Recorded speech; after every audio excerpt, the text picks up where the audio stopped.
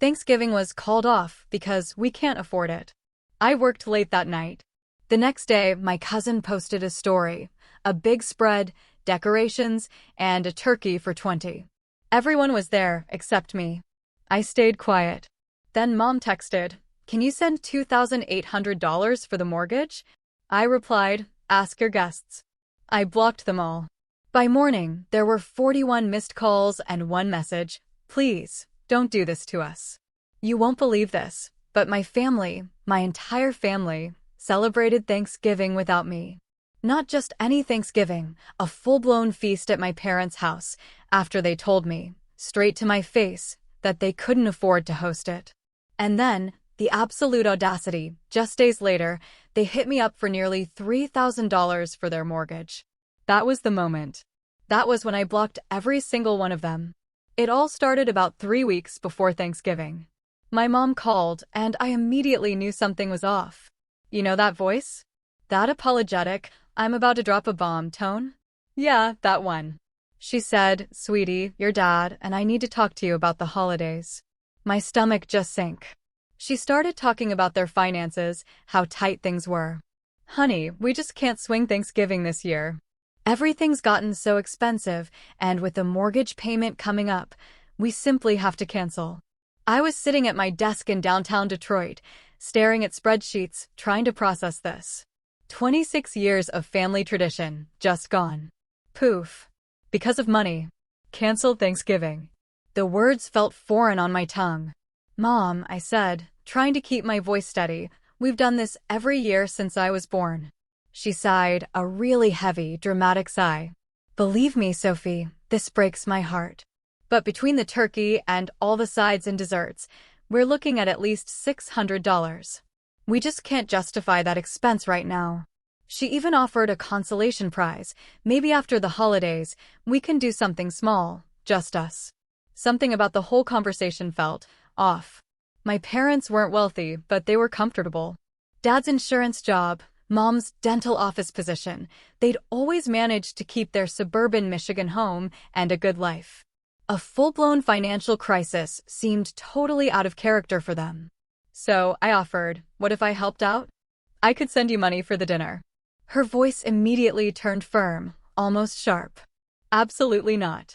You work yourself to the bone already, covering your apartment and those student loans. Your father and I refuse to take money from our daughter." She paused, then added, "If we can't afford to host, then we simply won't host." That's final. The pride in her refusal sounded so genuine that I didn't push it. We said goodbye, and I went back to my work, but with this hollow ache in my chest. Thanksgiving had always been my absolute favorite holiday. No gift pressure like Christmas, just family, food, gratitude. It was sacred. The next few weeks were weird. Our usually buzzing family group chat went completely silent. Usually, by mid-November, it's a flurry of messages about who's bringing what dish, arrival times, all the normal holiday chaos. This year? Crickets. Aunt Linda posted some vague thing about different arrangements. My cousin Rachel mentioned quiet plans. Everyone just seemed to accept the cancellation without a fuss, and I thought, well, I guess everyone's feeling the pinch. Thanksgiving morning arrived, cold and gray. I woke up alone in my tiny one-bedroom apartment, made coffee, and just stared at an empty day. The office had given us Thursday off, but I had this incredibly complex analysis for the Morrison client that needed to be finished by Friday.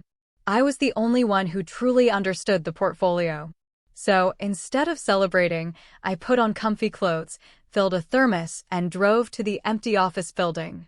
The silent cubicles and fluorescent lights felt surreal on a holiday. I buried myself in financial projections, trying to forget about the missing family. Around 7 p.m., I ordered Chinese takeout and scrolled through social media, just to pass the time. My feed was absolutely flooded with picture-perfect holiday moments. Roasting turkeys, smiling families, all the typical stuff. And then Rachel's Instagram story popped up. The first image was a dining room table, absolutely overflowing with food. A massive, perfectly golden turkey, surrounded by mountains of stuffing, mashed potatoes, green bean casserole, cranberry sauce, sweet potato pie, rolls, multiple desserts. The table was dressed up with gorgeous autumn decorations, little pumpkins, candles, fancy cloth napkins, even my grandmother's good china. My heart literally stopped. The next image. Faces. Faces I recognized instantly. Mom, Dad, my younger brother Tyler, Aunt Linda, Uncle Mark.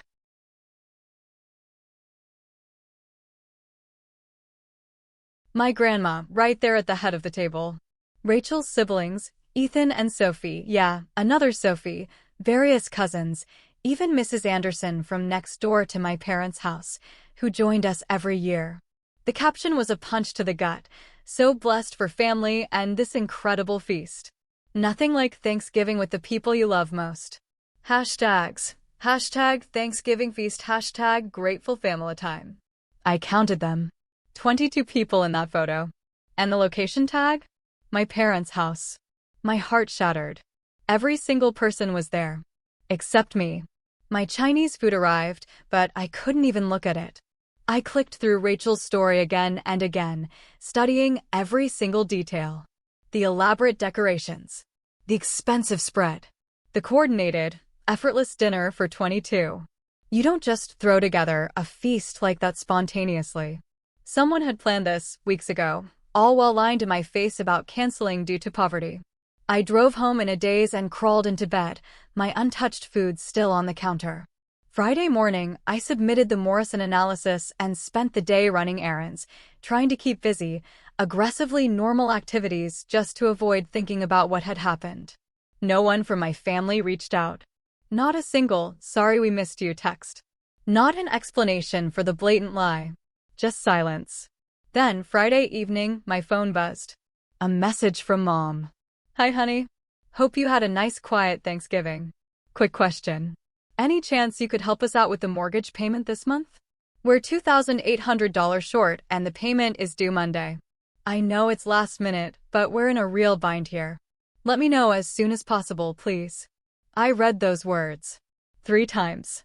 Each time, my blood ran colder. The audacity. It was breathtaking. Throw a massive dinner party, exclude me based on fabricated poverty, and then, immediately, demand nearly $3,000 for their mortgage. The manipulation was so blatant, it almost deserved respect for its sheer nerve. My thumbs hovered over the keyboard. 1,000 angry responses flooded my mind, but anger felt too hot, too reactive. What settled over me instead was an ice-cold, sharp clarity. I typed 4 words, "Ask your guests." Before I could second-guess myself, I opened my phone settings and started blocking numbers. Systematically. Mom, Dad, Tyler, Aunt Linda, Uncle Mark, Rachel. Every single person who had sat at that table. Everyone who had participated in lying to me while stuffing their faces with food I supposedly couldn't be included in sharing. Block. Block. Block. Each tap felt like slamming a door shut. I blocked their Facebook profiles, their Instagram accounts. Every single communication channel, shut down with mechanical precision. When I finished, I felt strangely, utterly weightless. Saturday morning, I made breakfast and started reading a novel I'd been putting off for months. My phone sat face down on the coffee table, still on silent from the night before. Around 10 a.m., curiosity got the better of me. I checked it. 41 missed calls. The number was almost comical. Mom had tried 16 times. Dad called 8 times. Tyler 6. Various extended family members accounted for the rest. Dozens of text message attempts, all swallowed by the blocks. One unfamiliar number had left a voicemail. I almost deleted it without listening, but something made me press play. Mom's voice came through, thin and strained. "Sophie, please pick up. I know you're angry, but we need to talk about this. We can explain everything. Just please call me back. This is serious. We really need that money, sweetheart. The bank won't give us an extension. Please don't do this to us." The desperation in her voice sounded real. My cold response and sudden disappearance had clearly shifted something fundamental in their calculations. They'd expected me to roll over, to comply, like always. Part of me, the part trained since childhood to be accommodating and understanding, wanted to call back. Wanted to hear their explanation, to preserve family peace. The other part, the part that had spent Thanksgiving night alone in an office while they laughed and feasted, refused. I deleted the voicemail and went back to my book. By Sunday, the missed calls climbed to 63. The unknown number left 2 more increasingly desperate voicemails. The third one mentioned Dad wanted to talk, that Tyler was upset, that Grandma didn't understand why I wasn't responding. Grandma. That mention stung. She was 84 and sharp as ever, and I loved her deeply. But she'd been there too, sitting at the head of that table, participating in the charade. If she'd truly wanted to include me, she could have questioned the obvious lie about canceling Thanksgiving. She could have called me herself. She didn't. Monday arrived, and I went to work early. My boss praised the Morrison analysis. My colleagues asked about my holiday. I smiled and said it was quiet and relaxing. No reason to share family dysfunction at the office. During lunch, I received an email from an unfamiliar address. The subject line, "Please read this, Mom." She'd created a new email account to circumvent the blocking. I had to admire the persistence. I hovered my cursor over the delete button, then decided to read it. Know your enemy, as the saying goes. The email was lengthy. Mom claimed Aunt Linda had offered to host at the last minute and bought all the food herself, just happened to have it at my parents' house because of the larger space. They thought I was too busy with work to attend. Based on one casual mention weeks earlier, Rachel posted photos without permission. The whole thing was a terrible misunderstanding that spiraled out of control. And then came the real message. The mortgage crisis was genuine. The bank was threatening foreclosure, and I was the only one with money to prevent losing the family home. She ended with, "I love you so much. Please call me Mom." The explanation was well-crafted. I had to admit, it might have been plausible if I didn't think too carefully about the logistics. But the holes were massive. Aunt Linda acquired food for 22 people and coordinated everyone's schedules during the busiest shopping week of the year, all at the last minute. They thought I was working based on one casual mention weeks earlier. Rachel posted without permission, but no one called to explain for an entire day after I'd seen it, and the mortgage story itself felt fabricated. Banks don't threaten foreclosure over one missed payment, especially with long-time customers, and the timing of suddenly needing exactly $2,800 after I'd refused to be their ATM machine was suspiciously convenient. I deleted the email and blocked that address, too. Tuesday brought escalation. Tyler showed up at my office. The receptionist called my desk. "Sophie, there's a Tyler Williams here. Says he's your brother, and it's a family emergency." My stomach sank. I could refuse, and he'd make a scene. Or I could deal with it quickly and professionally. "I'll be right down." Tyler waited in the lobby, looking deliberately disheveled. Unshaven, rumpled clothes, dark circles under his eyes. He was 24, worked sporadically in retail, still lived with our parents while finding himself. His entire life consisted of half-hearted efforts subsidized by Mom and Dad's endless enabling. "Sophie, thank God." He moved like he might hug me, but my posture stopped him cold. "We need to talk." "We're talking now," I said, my voice neutral, acutely aware of colleagues potentially watching. "Not here. Somewhere private." "I'm working, Tyler." "Whatever this is, say it quickly." His jaw tightened. "Fine. You want to do this here? Mom and Dad are losing the house because you're being petty about some stupid misunderstanding." "There's no misunderstanding." "Yes, there is. Aunt Linda made the dinner. Nobody meant to exclude you. Why won't you just listen?" "I'm listening right now. Is there anything else?" He stared at me like I'd transformed into someone unrecognizable. "What happened to you? You used to care about family." "I do care," I countered. "That's why spending Thanksgiving alone in my office, while everyone I loved celebrated together, hurt so badly. You weren't alone by choice. We thought you were busy working." "Tyler," I kept my tone level, "Mom called me 3 weeks before Thanksgiving to cancel the dinner because of financial problems. If plans changed after that, someone could have contacted me. Anyone could have sent a single text message. But instead, I discovered through Instagram that I was the only person excluded. Because Rachel's an idiot who posts everything. Why didn't you call me?" I cut him off. "You were there. You ate that food. You saw everyone gathered and you noticed I wasn't present. Why didn't you pick up your phone and reach out to your sister? He faltered. I thought you knew. I assumed you chose not to come. Based on what information did anyone tell you I declined an invitation? No, but I figured. You figured. Everyone figured. Or, more accurately, nobody thought about me at all until Mom needed money. Tyler's expression shifted from frustrated to genuinely angry. You know what? Maybe you're right.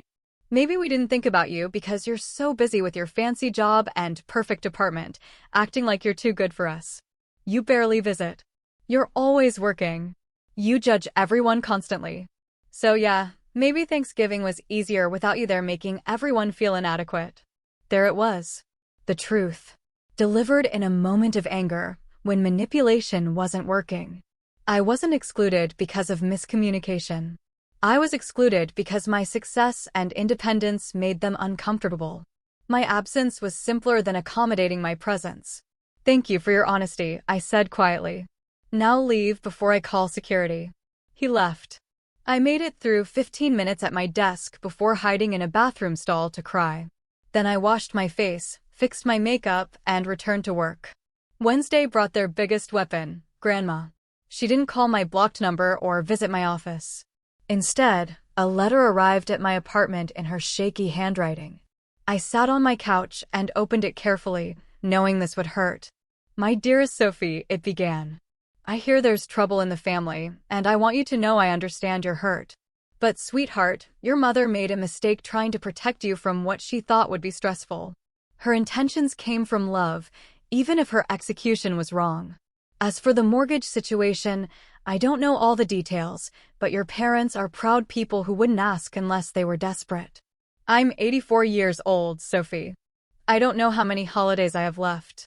When I'm gone, your parents and Tyler and cousins are all you'll have. Don't let anger steal that from you. Please call me so I know you're all right. Love, Grandma. The letter was gentle and kind, painting my exclusion as misguided protection rather than a deliberate slight. Grandma probably even believed it. But her words still contained the core truth. Mom made a choice. Not a miscommunication, a choice. She decided I didn't deserve to know about Thanksgiving. And now Grandma was asking me to forgive that choice, to prioritize family harmony over my feelings, with the unspoken deadline of her mortality as leverage. I folded the letter and made dinner while watching a cooking show. The sadness had transformed into something harder and more permanent. Thursday morning, exactly 1 week after Thanksgiving, I found my car blocked in its parking spot. Dad's truck sat directly behind my sedan, trapping me. He waited in the driver's seat, visible through the windshield. This was illegal, definitely a violation of my apartment complex rules. I could call a tow truck and never speak to him again. That would be the cleanest. Instead, I walked to his window and tapped the glass. He rolled it down, looking genuinely exhausted. Dad was 53, showing his age more each year. Gray hair, deep wrinkles from decades of working-class stress. Sophie, his voice came out rough. Please just hear me out. You're blocking my car. I know. I'm sorry, but you won't answer calls or come to the house, and this is too important to leave unresolved. Move your truck, Dad. Not until you listen. His hands gripped the steering wheel hard enough to whiten his knuckles. We made a mistake. Your mother made a mistake. We should have been honest about Thanksgiving. But Sophie, whatever you think of us right now, we're still your parents. We raised you and loved you your entire life. You can't just cut us off over one mistake. One mistake. I laughed, a bitter, humorless sound. Dad, Mom lied directly to my face. She told me Thanksgiving was canceled because you couldn't afford it. Made me feel guilty about family finances, then threw a huge party without me. When I discovered the truth, instead of apologizing, she immediately demanded $3,000. That's not one mistake. That's a pattern of manipulation. She panicked about the mortgage. She wasn't thinking clearly. So, the mortgage situation is actually real? He hesitated just long enough for me to notice. We're behind on payments. That part is true. How far behind? Another pause. One payment. One payment doesn't trigger foreclosure. It does when you've already refinanced and the bank is watching you closely. Look, we had to refinance last year to consolidate some debt, and we're on thin ice with them. Missing one payment means they start the process. I studied his face carefully. Why did you need to refinance for debt consolidation? Sophie, that's not relevant, too. It's completely relevant if you're asking me for money. I deserve to understand why you need it. Dad's jaw worked silently. Then, quietly, Tyler got into legal trouble last year. We had to hire a lawyer, post bail, pay court fees. It wiped out our savings and maxed out our credit cards. The refinance let us consolidate everything and start over. But the payments are higher now, and with your mother's reduced hours because of her back, we're stretched incredibly thin. There it was. The missing piece. Tyler's mess had cost them their financial stability, and they'd hidden it from me because they knew I'd have strong opinions about continuing to enable his pattern of irresponsibility. What kind of legal trouble? DUI, plus some other charges that eventually got dropped. The lawyer was expensive, but kept Tyler from having a criminal record. When were you planning to tell me? We weren't. It wasn't your problem. But asking me for $3,000 to fix the consequences is my problem? Dad closed his eyes. You're right. We handled everything wrong. But Sophie, please, I'm asking you as your father. Help us save our home. The emotion in his voice was genuine. Whatever else was happening, the financial stress was real. Tyler had screwed up again. Mom and Dad had sacrificed their security to protect him from consequences again. And now they wanted me to complete the cycle. I'll think about it, I said. Now move your truck, Dad. Move it, or I call the tow company. He moved it. At my desk later, I pulled up my banking app and stared at my savings account. Years of disciplined budgeting had built this cushion specifically to give me security, to never end up in the position my parents now occupied. Could I afford $2,800? Technically, yes. I'd recover within months. But should I? I called my father's sister in California, Aunt Jean. We'd always gotten along well. She was honest in ways the rest of the family wasn't. After I explained the situation, she sighed. Oh, Sophie, I'm so sorry. Let me tell you something about your dad and Uncle Mark growing up. My parents always bailed Mark out of trouble. He was charming and got into scrapes, so they'd throw money at his problems. Your dad was responsible and steady, so they took him for granted. It created resentment that never fully healed. Dad's doing the same thing with Tyler. Sounds like it. And they want you to fund the bailout. I don't know what to do. Whatever you decide, make sure you can live with it long term because this won't be the last time they ask. Her words crystallized my thinking. This wasn't about one mortgage payment. This was about establishing what role I'd play in family dynamics going forward. I spent the afternoon drafting an email, revising it multiple times before sending it to Dad's work address around 4 p.m. Dad, I considered your request carefully. Here's my decision. I will loan you $2,800 for the mortgage with specific conditions. This is a loan, not a gift. You'll repay me at $200 monthly starting January 1st. We need a written agreement with these terms signed by both you and Mom. Missing a payment makes the full balance due immediately. Additionally, you and Mom will attend 3 financial counseling sessions with a professional advisor. I'll pay for counseling separately. These sessions are non-negotiable. Finally, we need honesty about Thanksgiving. I'm not demanding dramatic apologies, but I need the real explanation for my exclusion, not Mom's invented story, the actual truth. Once we've had that conversation and signed the loan agreement, I'll transfer the money. If these terms are unacceptable, I respect your decision, but I won't provide financial help otherwise. I love you, but I won't enable the patterns that created this crisis. Sophie. I hit send before doubt could stop me. Dad's response came 30 minutes later. Deal. Come to the house Saturday morning. We'll have everything ready. Saturday morning felt surreal, driving to my childhood home. The familiar neighborhood with bare trees and brown lawns looked the same, but it felt different. I parked in the driveway and gathered my courage before walking to the door. The front porch still had the same creaky third step I'd jumped over as a kid. The doormat read, "Welcome," in faded letters. Ironic, given the circumstances. I pressed the doorbell and heard the familiar two-tone chime echo through the house. Mom opened it before the second chime finished, looking diminished somehow. Her hair had more gray than I remembered, pulled back in a messy bun. She wore an old cardigan I recognized from high school, the blue one with the missing button she'd never replaced. "Sophie, please come in."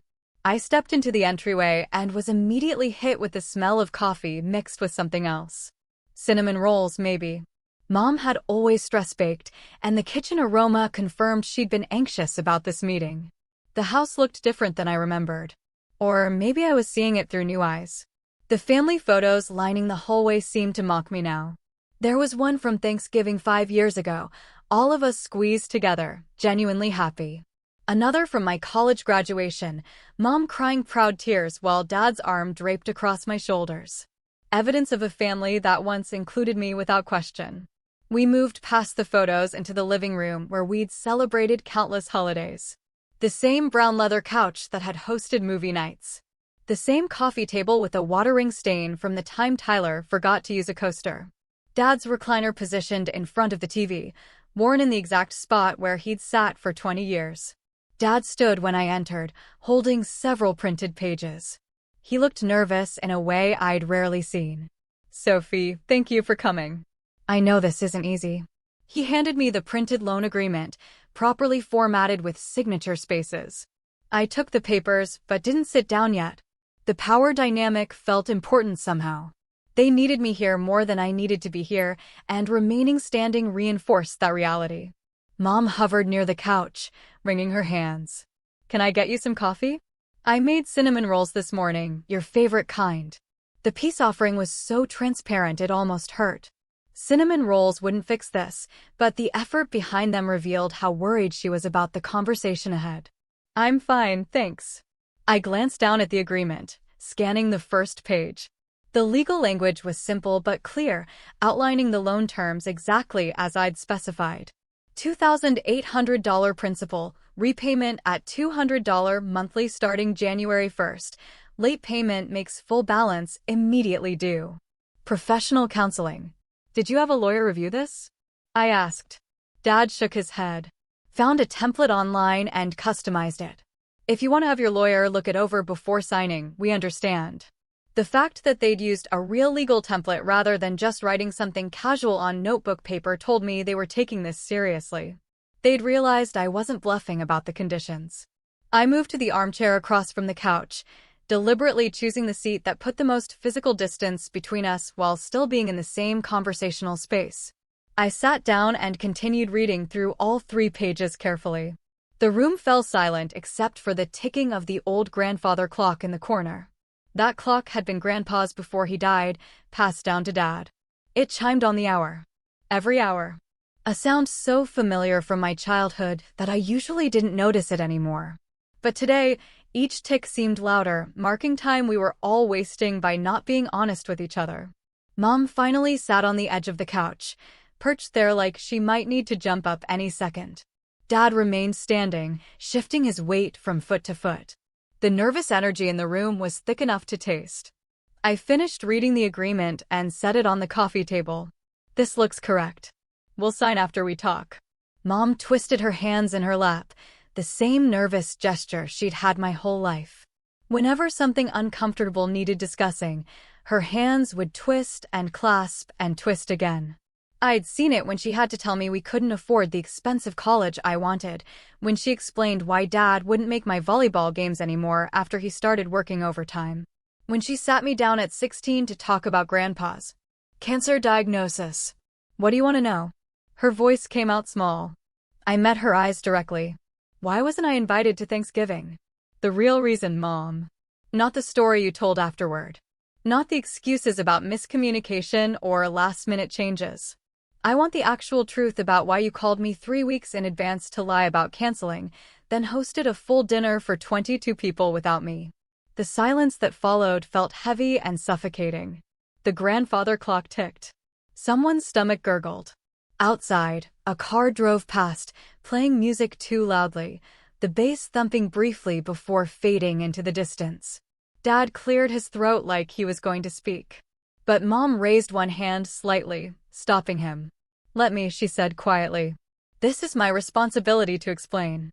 She took a deep breath, and I watched her gather courage the way someone might gather up dropped papers piece by piece. Linda and I planned it together. For weeks. She didn't offer at the last minute to save the day. We coordinated everything, decided on the menu, divided up the shopping. Nothing about that dinner was spontaneous. Okay. I kept my voice level, giving her space to continue without interruption. The conversation started in late October. Linda called me one night after her book club, and we were just chatting about the holidays.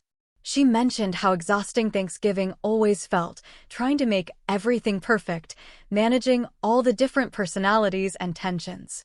Mom's eyes drifted to somewhere over my shoulder, not quite meeting my gaze. I agreed. Said it had gotten harder as the family grew, keeping everyone happy. And then? Then what? I prompted when she paused too long. Then Linda said something like, "Sometimes I wish we could just have one relaxed holiday without worrying about judgment or criticism." And I knew exactly what she meant because I'd been feeling the same way. Mom's voice grew quieter. We talked for almost an hour that night about family dynamics, about how holidays had changed over the years, about stress and expectations. I stayed silent, sensing this was building towards something she needed to say without me pushing. Your name came up. She finally looked at me directly. Linda mentioned that holidays felt different since you moved out and started your career. More tense, more complicated. She said it felt like walking on eggshells sometimes, worried about saying the wrong thing. The words landed like small stones, each one leaving a mark. Go on. I defended you at first, Mom said quickly, as if that mattered. Told her you'd worked hard to get where you are, that you had every right to have opinions and standards. But then she asked me honestly, didn't I find holidays more stressful since you became so successful? Didn't I feel judged sometimes for our choices, our lifestyle? Dad shifted uncomfortably, and I realized he was hearing some of this for the first time, too. This conversation between Mom and Aunt Linda had been private, the seed from which the entire Thanksgiving exclusion had grown. What did you say? I asked. Mom's eyes filled with tears, but she didn't look away this time. I said yes. I admitted that sometimes having you at family gatherings made me feel inadequate, like everything I did or said would be measured against your standards and found wanting. The honesty was brutal and clarifying. This wasn't about logistics or miscommunication. This was about them feeling insecure around my success and deciding the solution was removing me rather than addressing their feelings. So, you decided to have Thanksgiving without me? Not right away, Mom insisted. That conversation ended without any decisions. But over the next few days, I kept thinking about it, about how nice it might be to have one holiday where I didn't worry about whether the turkey was dry, or if Tyler said something you disapprove of, or if our house looked shabby compared to your apartment. Did you talk to Dad about this? I glanced at him. He shook his head. Not until after your mother already told you it was canceled. She presented it to me as a done deal. Said she'd already called you and explained we couldn't afford it this year. You didn't question that story? I asked him directly. Dad's face reddened. I should have. I knew we weren't in financial trouble yet. Not the kind that would make us cancel Thanksgiving. But your mother was adamant, and I took the path of least resistance. Easier to go along than to challenge her and start a fight. So you both lied to me, I stated it flatly, needing them to hear the words. Yes, Mom whispered. I called Linda back a few days after our first conversation, told her I'd been thinking about what she said. And maybe she was right. Maybe we should try one Thanksgiving without you there, just to see if it felt different. She agreed immediately, like she'd been waiting for me to suggest it. The betrayal felt fresh again, hearing the premeditation laid out so clearly, and the lie about money troubles. Mom wiped her eyes with the back of her hand. I panicked when I called you. Couldn't think of how to uninvite you without explaining the real reason, which I knew would hurt you. So, I invented the financial crisis. Told myself it was kinder than the truth. That you'd understand money problems easier than you'd understand us wanting space from you. Except it wasn't kinder, my voice stayed steady despite the anger building in my chest. It made me feel guilty. Made me offer to help pay for a dinner that was never actually canceled. You let me feel bad about your fake poverty while you were planning a feast. I know, Mom's tears fell freely now. I know it was wrong, but once I told that lie, I couldn't figure out how to take it back. And then as Thanksgiving got closer and the planning got more elaborate, I kept telling myself you'd never find out. We'd have our dinner, you'd have a quiet day, and everything would be fine. Until Rachel posted photos on Instagram. Until Rachel posted photos, Mom agreed miserably. I wanted to kill her when I saw that. Linda and I both told everyone not to post anything on social media specifically to avoid you finding out. But Rachel didn't listen, and suddenly there it was for you to see. I processed this information, piecing together the full timeline. So, when I saw those photos on Thanksgiving night, you already knew I'd seen them? Mom nodded. Rachel texted the family group chat right after she posted, all excited about her pictures. Linda saw them first and immediately told her to take them down, but by then you might have seen them. We weren't sure. We hoped maybe you weren't online that night, but you didn't reach out to explain or apologize. We didn't know what to say, Dad interjected. We talked about it that night after everyone left. Your mom wanted to call you, but I said we should wait. Give you time to cool off if you had seen the photos. I thought maybe by Friday or Saturday we could reach out and explain everything calmly. Then Friday morning came, and you needed money for the mortgage. The pieces clicked together. That was real or another lie? That part was real, Dad said heavily. The timing was just incredibly bad. We'd been stressed about the mortgage for weeks trying to figure out who we could ask for help. Your mother kept saying we should ask you, but I didn't want to. Felt like admitting we'd failed as parents, needing money from our kid. When is the payment actually due? I asked, needing clarity. Monday, Dad confirmed. We got the final notice saying if we don't have the full amount by Monday at 5 p.m., they begin formal foreclosure proceedings. That's why your mom texted you Friday asking for help. We thought we had the weekend to figure something out. Then Thanksgiving happened, and we thought you didn't know about it. So Friday morning, your mom sent that text asking for mortgage help. She figured you'd had a quiet holiday. Maybe you were in a good mood. Might be willing to help us out. He rubbed his face with both hands. We had no idea you'd seen Rachel's photos until you responded with those 4 words. Ask your guests, I repeated. And then I blocked everyone. And then you blocked everyone, Mom confirmed. Sophie, when I saw that response, my stomach just dropped. I knew instantly that you found out about dinner, and I knew how bad it looked. Me asking you for money right after excluding you from the family holiday. It looked calculated and cruel. It was calculated and cruel, I said simply. Not the way you think, Dad argued. The mortgage situation and Thanksgiving weren't connected. They just overlapped in the worst possible way.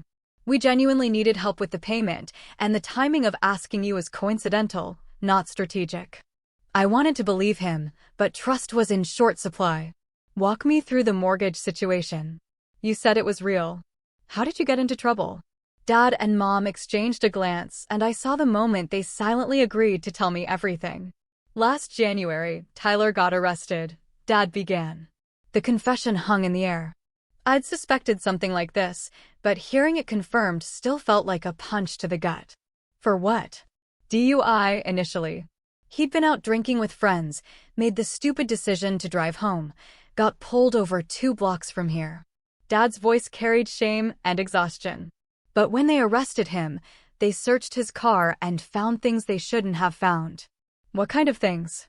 Marijuana. Not a huge amount, but enough that they added possession charges. And there was an open container in the car, his friend's vodka bottle, which added another charge. Mom had stopped crying now. Just looked tired and old. Suddenly, our son was facing multiple charges. Possible jail time. Definitely a criminal record that would destroy his future. So, you hired a lawyer. The best criminal defense attorney we could afford, Dad confirmed. Cost us $12,000. Emptied our savings. Maxed out 2 credit cards, but he was good. Got the possession charge dropped entirely. Got the open container reduced to a fine. Negotiated the DUI down to reckless driving with mandatory classes and community service.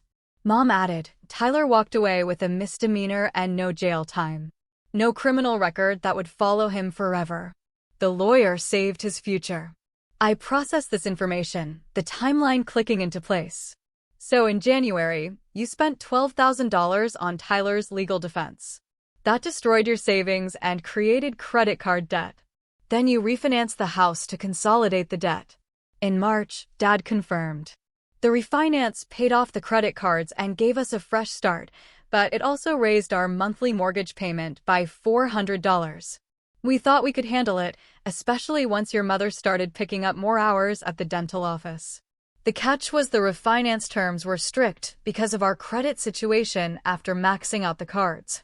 The paperwork specifically states that 2 consecutive missed payments automatically trigger foreclosure proceedings. No grace period, no negotiation. That's what happens when you refinance with damaged credit. But then her back problems got worse, I guessed. Mom nodded. My sciatica flared up in July. Got so bad I could barely stand for more than an hour at a time. The dentist was understanding. Let me reduce my schedule to part-time, but that meant we lost half my income right when we needed it most. You've been struggling since July, I said slowly. That's 5 months of barely making ends meet. Why didn't you tell me? Pride, Dad said simply. Didn't want to admit we'd gotten into this mess because of Tyler's screw-up. Didn't want you to know we'd spent your entire inheritance on a lawyer because your brother couldn't call an Uber. The mention of inheritance surprised me. What inheritance? Mom's face crumpled again. We'd been saving for years. Had about $15,000 set aside. Planned to split it between you and Tyler someday. That money was supposed to help you both, maybe with house down payments or wedding costs or emergencies. Instead, we spent almost all of it on Tyler's legal fees, and you'll probably never see a dime of it. The grief in her voice was genuine. They'd sacrificed something intended for both children to save one child from consequences of his own actions, and I'd never even known the money existed until it was gone. Does Tyler know about this? About the savings you spent on him? No, Dad said firmly. We didn't tell him how much it cost. Didn't want him to feel guilty or burdened by it. We just told him we'd handle it, and we did. So, he has no idea you're drowning financially because of his choices? He knows we're tight on money, Mom defended. He just doesn't know specifics. I stood up and walked to the window, needing a moment to process everything. The backyard looked the same as always. The old swing set still stood in the corner, rusty and unused. The garden Mom usually maintained was overgrown and neglected. Probably another casualty of her back problems. Behind me, I heard Dad sit down heavily on the couch. We know we made mistakes, he said to my back. Covering for Tyler instead of making him face real consequences. Spending money we didn't have on his legal defense. Lying to you about Thanksgiving instead of being honest about our feelings. Asking you for money at the worst possible moment. We've made a lot of mistakes, Sophie. I turned back to face them. Why did you lie about needing money for the mortgage when you already knew I found out about Thanksgiving? After I sent that text, after I blocked everyone, you left voicemails claiming you were desperate for the payment. Why keep up that pressure? Because we are desperate, Mom said. The lie about Thanksgiving was separate from the truth about the mortgage. Yes, the timing made everything look connected, but Sophie, we genuinely are about to lose this house. The bank sent us a final warning notice last week. We've missed 2 payments now, and the refinance terms we agreed to are strict. 2 missed payments trigger the start of foreclosure proceedings. Show me the notice, I said abruptly. Dad looked startled. What? The foreclosure notice from the bank. If what you're saying is true, you received official paperwork. I want to see it. For a moment, I thought they might refuse or admit there was no notice, but Dad stood and went to the kitchen, returning a minute later with a manila envelope. He handed it to me without a word. I pulled out the papers and read through them carefully. Official letterhead from their mortgage company, formal language about missed payments and default status, a timeline for foreclosure proceedings if the account wasn't brought current. The numbers matched what they told me. $2,800 to cover 2 missed payments plus late fees. The documentation was real. Whatever lies they told about Thanksgiving, the financial crisis was genuine. I handed the papers back to Dad and returned to my seat. Okay, the mortgage situation is real, but that doesn't change what happened at Thanksgiving or why it happened. No, Mom agreed quietly. It doesn't change anything. We still excluded you because we felt insecure around your success. We still lied to you about why. We still prioritized our comfort over your inclusion. And then we made everything worse by asking for money right after you found out. She looked me in the eye. We know how bad this looks, Sophie. We know we've damaged your trust, maybe beyond repair. So why should I help you? I asked bluntly. Give me one good reason why I should give you this money after everything you've just admitted. The question hung there, brutal and necessary. They needed to articulate why they deserved help, and I needed to hear their reasoning before I could make a final decision. Why lie about it? She struggled with the words. Because holidays with you have become tense. You've changed, Sophie. We're proud of your success, but you're also judgmental about our choices. You look at Tyler and see failure. You question our decisions. Every gathering turns into this uncomfortable situation where everyone walks on eggshells avoiding topics that might trigger lectures from you about responsibility or planning. The assessment stung because truth lived in it. I had been critical, not constantly or aggressively, but enough to create noticeable tension. Linda suggested doing Thanksgiving without you this year, Mom continued. Just wants to have a relaxed holiday without judgment. We thought maybe you'd even enjoy a quiet day without family drama, given how hard you work. Did you consider asking what I wanted? Mom's eyes filled with tears. Honestly, we didn't think you'd care that much. You've been so distant, so career-focused. We thought you'd be relieved. The words landed hard. They'd excluded me because they assumed I didn't value them enough to feel hurt by exclusion. And the mortgage story. Dad shifted uncomfortably. The financial problem is real. We were already planning to ask you for help, just hadn't figured out how. When you discovered Thanksgiving and got angry, we panicked and pushed harder than we should have. I sat with that honesty for a long moment. They plan to use me as their financial backup regardless of Thanksgiving. The holiday lie just complicated an already manipulative situation. Here's what happens now, I said. We sign this agreement. I transfer the money today. You start counseling next week, and we establish new boundaries. I won't be your emergency ATM anymore. Tyler's problems are Tyler's to solve. If you choose to bail him out again, that's your decision, but don't expect me to fund it. I love this family, but I won't participate in dysfunction. Mom nodded through tears. Dad looked relieved. We signed the papers. I transferred the money from my phone while sitting in their living room. Then I drove home, feeling simultaneously lighter and heavier.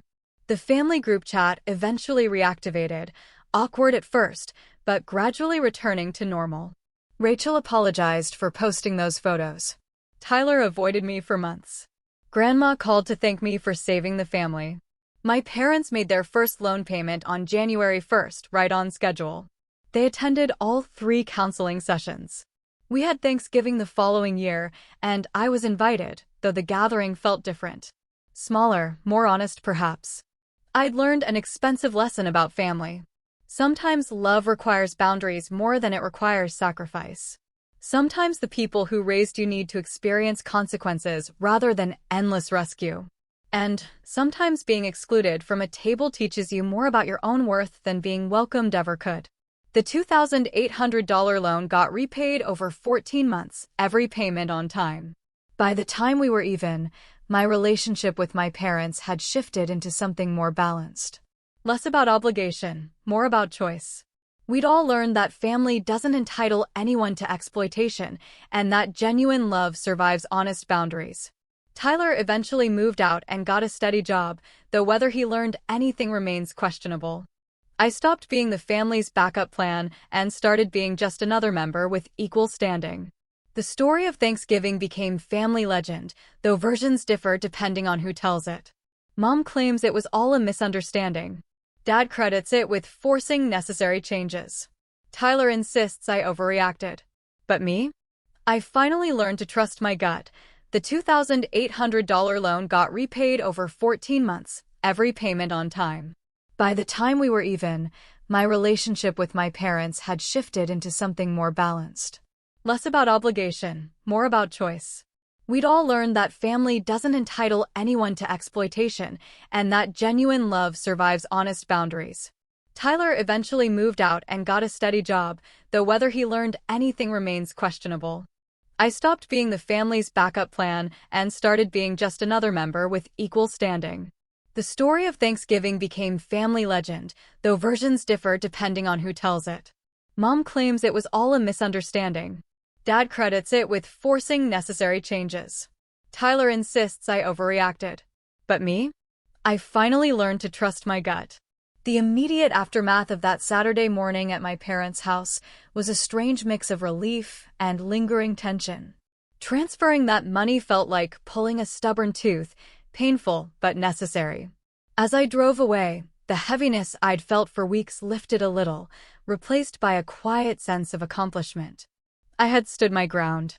I had set conditions. I had even gotten them to admit some ugly truths. But the lighter feeling was also accompanied by a new kind of vigilance. I knew this wasn't a magic fix. This was just the first step on a very long road. True to their word, Mom and Dad started the loan payments on January 1st. An email hit my inbox that morning, confirming the electronic transfer.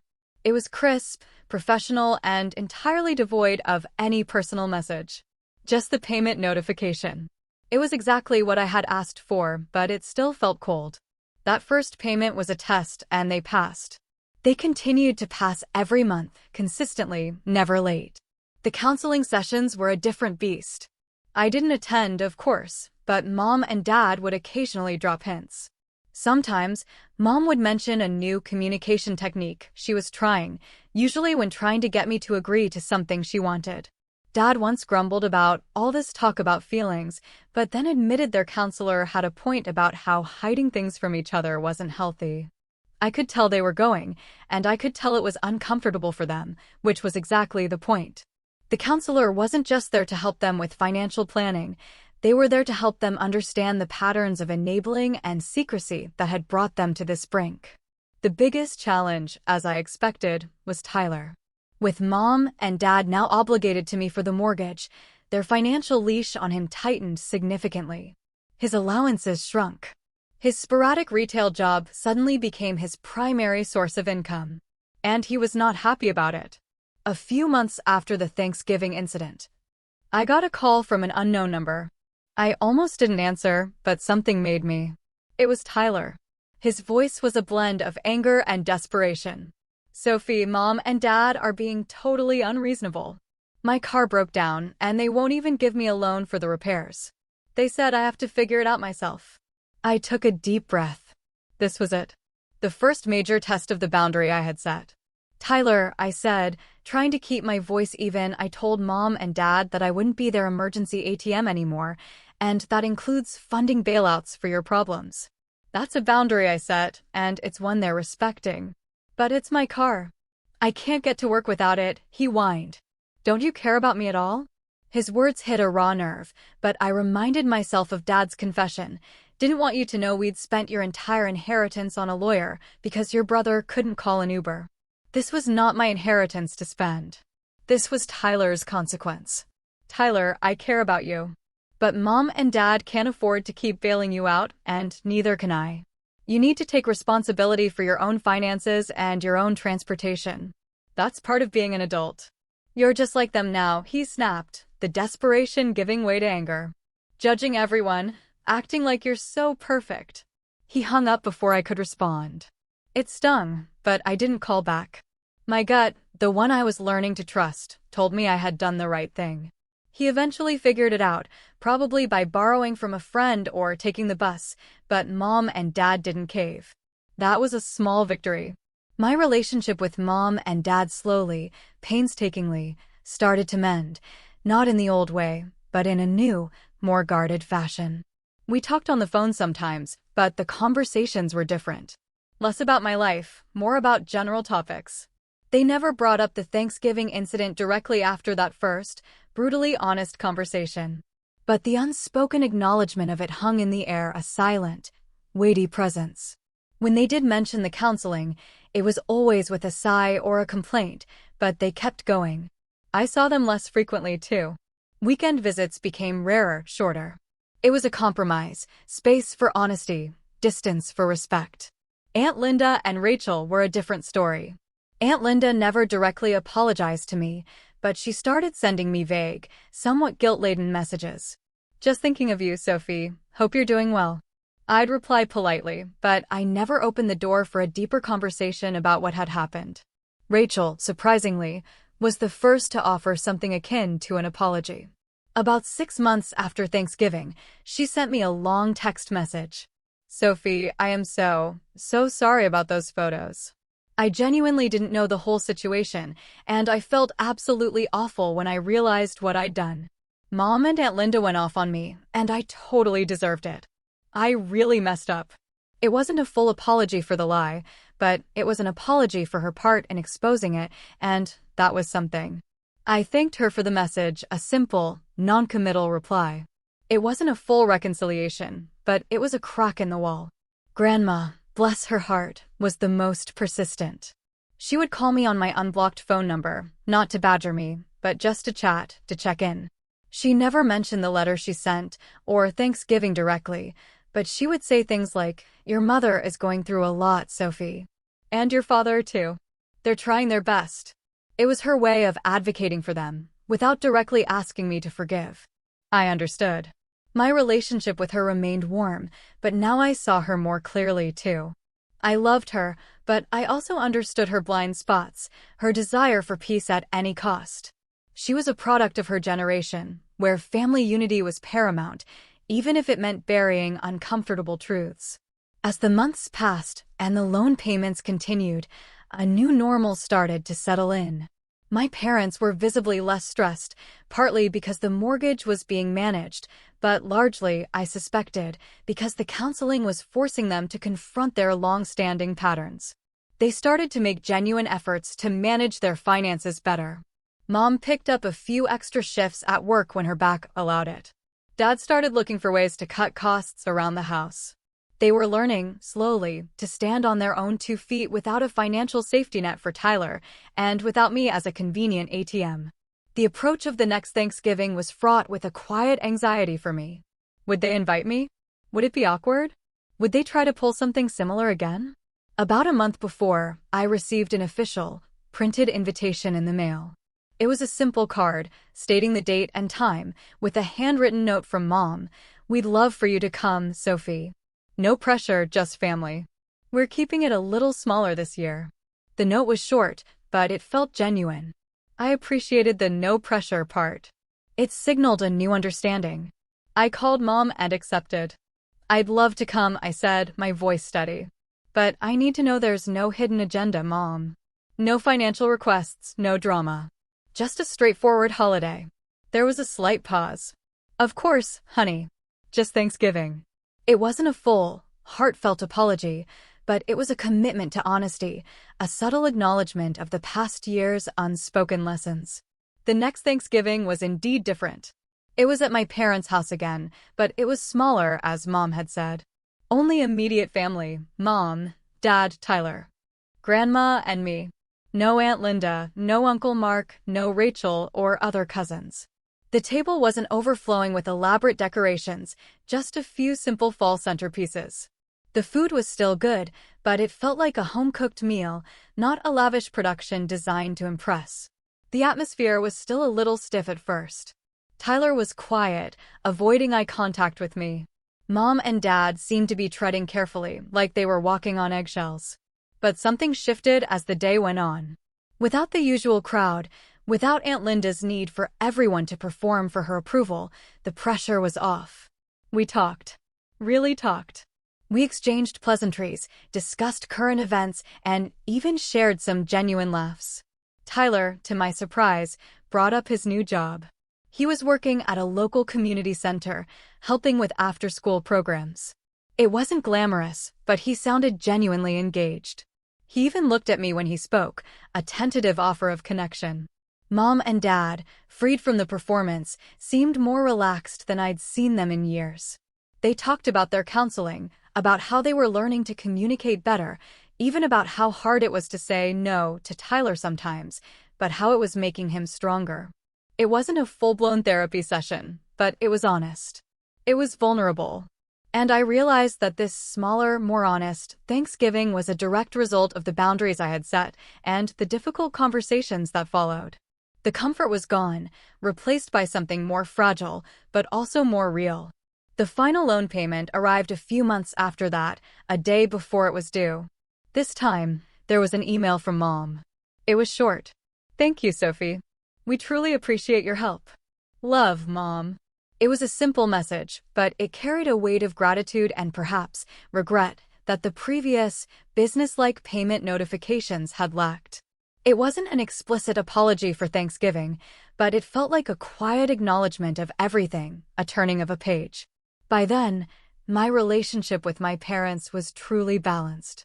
We had navigated the treacherous waters of expectation and resentment, and we had emerged on the other side with a clearer understanding of each other. I visited them more often, but now it was on my terms, when I felt genuinely able to connect, not out of obligation. The conversations were deeper, more authentic. I still saw their flaws, their tendencies to enable, their occasional moments of insecurity, but I also saw their love, their resilience, and their willingness to change, however slowly. Tyler eventually did move out, finding his own apartment. The steady job at the community center stuck, and he even started taking night classes for a certification in youth counseling. He was still Tyler, still prone to occasional bad decisions, but he was learning to stand on his own.